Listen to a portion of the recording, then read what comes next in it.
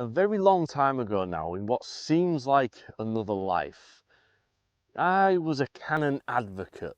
I had the Canon L series lenses from the 16 to 35mm f2.8 for astrophotography at night time, to the 100 to 400mm lens, the f4 to 5.6 for wildlife photography and birding, and I swore by this L series glass. This was the lens set for me.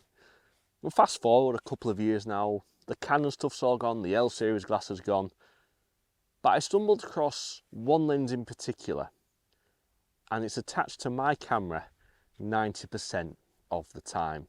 I use this lens for almost everything, and it's never let me down. I've never been disappointed with the image quality, and it's such a versatile focal length and aperture. I can do almost everything I need to do with this one lens.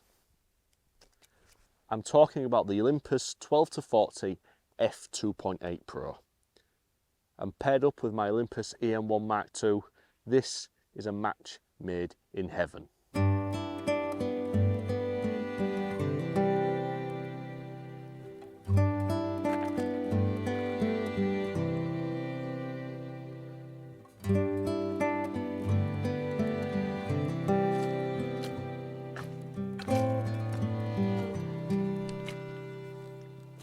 So let me start off by talking about the focal length of this lens.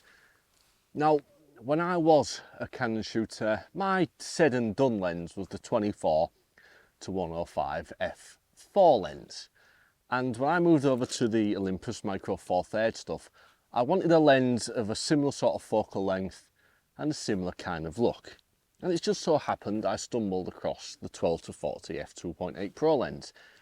Full frame equivalent of a 24 to 80, so it's kind of in the similar sort of ballpark of focal length. It's the same on the wide end, it's a little bit shorter at the telephoto lens, but I do have a telephoto lenses if needs be. But I find for the landscape photography that I do, 24 to 80, it covers almost everything. It's fantastic for wide angle seascapes, it's fantastic for zooming in and punching on details on a mountain just across the way. I always find that a versatile zoom is something that everybody should have in their camera bag. I know there are people out there that swear by primes, but I've always been more of a zoom lens kind of person. And the 12 to 40, it suits me absolutely fine. The next point I want to touch on is about the aperture. This is an f2.8 maximum aperture, and that's all the way across the zoom range. So it lets in an awful lot of light, so I can use it during the day like now, or I can use it at night and I can get the ISO down. I can get some cleaner looking images. But one of the fun things about Micro Four Thirds, this format that I use, is f2.8, it lets in all of that light, but the depth of field is equivalent to, I believe, f5.6. It's times 2. I'm going to go 5.6, somewhere in that ballpark. So I'm getting the light of f2.8 on full frame, but I'm getting the depth of field of f5.6. And as somebody that shoots primarily landscapes, well, that is absolutely fantastic for what I do. I can get the shutter speeds down, letting in all of the light, but I'm still getting the depth of field. And the same would go for f5.6. A lot of full frame landscape photographers shoot f8, f11, somewhere around there. I can achieve the same depth of field at f4 and f5.6 respectively, but I'm letting in so much more light, so my shutter speed is a lot faster than the full frame equivalent. Now, that's not going to be everybody's cup of tea, I understand that, but as a landscape photographer, pairing this lens with this body, I've not looked back. I've not missed the full frame look for landscape photography. And for those people out there that say, oh, it's a Micro Four Thirds sensor, 20 megapixels, well, it actually has a high resolution shooting mode as well. So I can throw this lens on this body and put the body in the high res shot, and I can get 80 megapixel raw files to go home and slice and dice and edit. And it's worked absolutely fantastically for what I do. In fact, high resolution shooting mode is something that I'm probably going to be using a hell of a lot more these days than I have done in the past.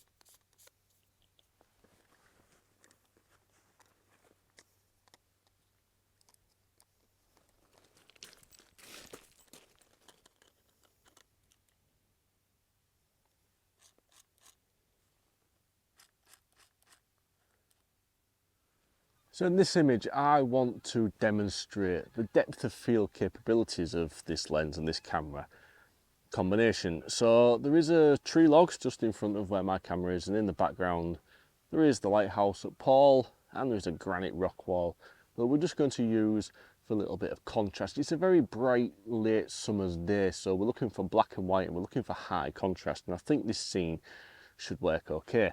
All the rocks around me are quite dark and the lighthouse itself is quite white.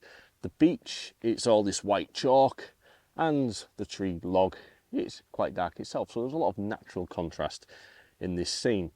I've thrown a polarizing fronter on the front of the lens just to bring the sky back a little bit, because the sun's over in that direction, so it's just making the clouds are very bright. So I'll just put the polarizer on just to bring them back a little bit.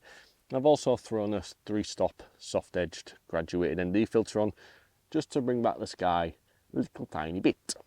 So I'm down at f10, a 50th of a second, and ISO 200. So there's all of the camera setup information for you, and I'm going to shoot this using the high resolution mode on the Olympus E-M1 Mark II. But when I show you the photograph, I want you to take note of the the tree log in front of the camera and the lighthouse in the background. And I just want you to see the sharpness and the depth of field at f10, all the way from the front of the frame, all the way to the back of the frame, no focus stacking required. So this photograph's taken, I'll show it to you.